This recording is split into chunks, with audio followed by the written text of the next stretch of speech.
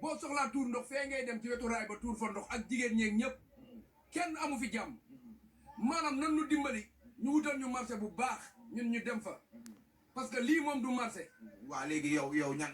ngay réclamer loolu tey mairie bi la wala nguur gi la. maanaam nguur gi sax la ñu gën a soxla parce que mairie bi liggéeyatul kenn liggéeyatul ci mairie bi bu ñu ñëwee dañuy jéem a jàpp naan dañuy xëccoog ñun suñuy jën dem ñu joxaat leen dara ñu téye ko ñu demaat ñu joxaat ñu ko. ñoom dañuy ñëw nangu seen marchandise ngeen neexale ñu joxaat leen ko. loolu lañ ñuy def donc yenn yi ñu yóbbu ko prison jaayanteeg ñun doole. waaw am des fois ñu jàpp la ñu naan la léegi fayal juuti nga fay ñu bàyyiwaat la jën yi des fois bu ñu maaree yóbbu ko prisonniers yi ñu lekk ko noonu la demee sonn nañ trop loolooy suñu cat nag ñun nag maanaam bu ngeen ñu dimbali woon rek.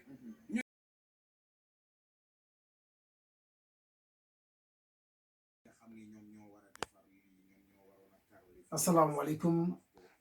yéen mbokki Thiès man la Malay Seck président alliance des bâtisseurs maa ngi leen di nuyu di leen ziara di leen baalu àq te di leen baal àq vidéo bi may seetaan nag maa ngi ko gis ci internet bi ñu publier ko le 25 juillet vendredi 2019 muy reportage boo xam ne ñu ko jëmale ci marché central u Thiès di gërëm au passage waa Thiès Info yi ko publié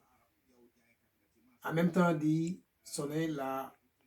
sonnette d'alarme, excusez-moi, di tirer sur la sonnette d'alarme di inquiété bu baax ci la santé publique des populations de Thiès ndax gis ngeen marché bi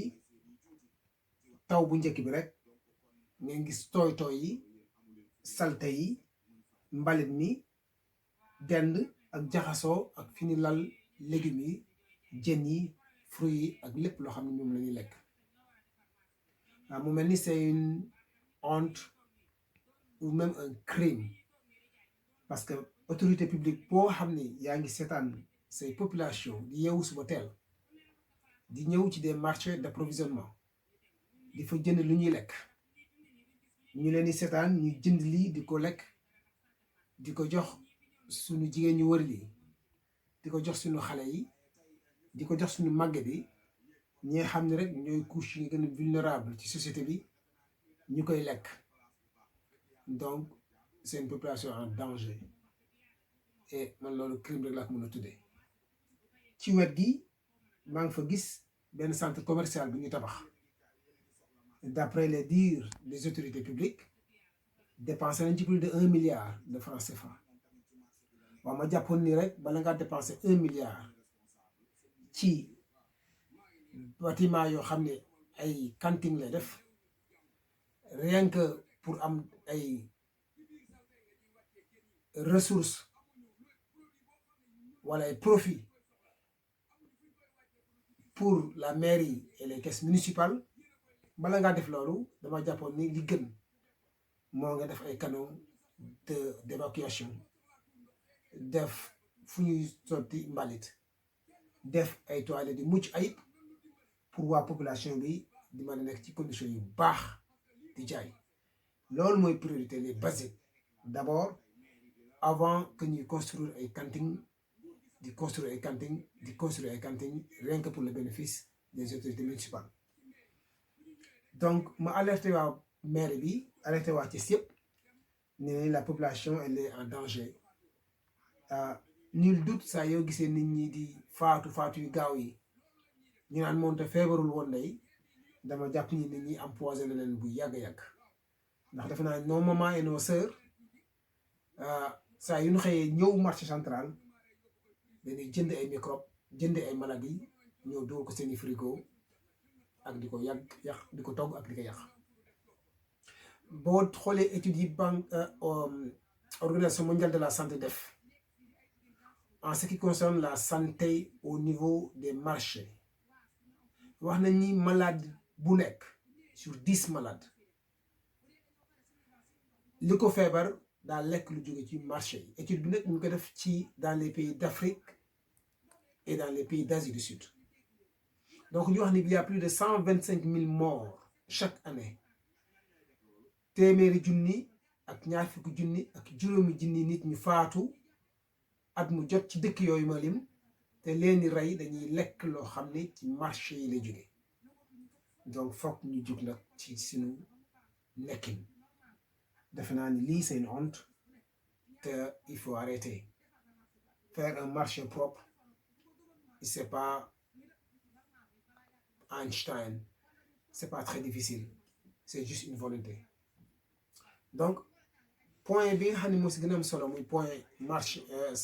santé publique bi am na beneen point bu ci dooleeku muy le problème du business du commerce tertiaire ndax nit ñi ñu ngi jooy implantation yi nga xam ni moom la Auchan ak bientôt Carrefour les grandes surfaces européennes ñu di ko implanté wu ci Sénégal ñu wax ni dañuy ñàkk seen liggéey ñu wax ni la concurrence est déloyale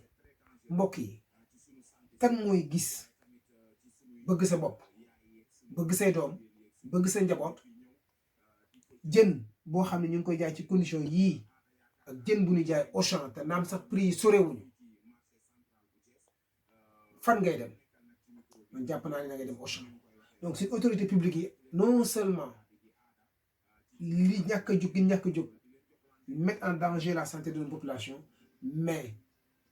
l'emploi de nos populations léegi buñ continuer nii jàpp naa ne lépp suñu marché yi tëj buñ continuer nii jàpp naa ne lépp suñu marché yi déserté au profit de Auchan et de Carrefour kon mbokk yi ñu ngi partagé wu ak yéen vidéo bi nga xam ne Thiès Info moo ko publié ku mu intéressé na nga dem le 25 juillet 2019 vendredi mu tudd marché central 1 muy reportage bu mucc ayib di gërëm waa Thiès Info yëpp di leen sant di leen ziara di leen baal àq te di leen baal àq di leen jaajëfal ci seen participation bi xam ne c'est pour l'éveil des consciences et tirer sur la sonnette d'alarme pour que nos autorités publiques puissent intervenir